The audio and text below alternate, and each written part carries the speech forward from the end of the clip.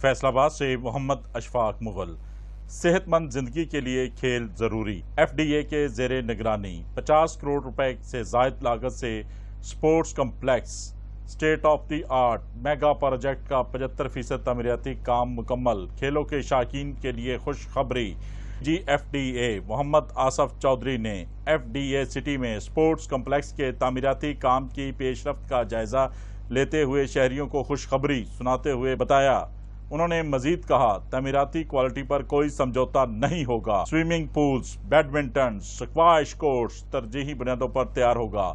اس کے لیے بین الاقوامی معیار کو یقینی بنانے جاگنگ ٹریک، دلکش لینڈ سکیپنگ کے ساتھ جامع اقدامات کریں گے۔ مرد اور خواتین کے لیے الگ الگ sports complex, gymnasium, lawn tennis, basketball court, snooker, chess و کیرم ہال کے ساتھ معیاری kitchen, dining hall, washrooms, وسیع پارکنگ ایریا بھی ہوگا۔ اس موقع پر chief engineer Mehar Ayub, director finance Muhammad Shahab Aslam, project director Sohail Maqsood Pannu, deputy director engineering Talha Tabassum, Malik Sanwal اور ملک سبحان علی بھی موجود تھے۔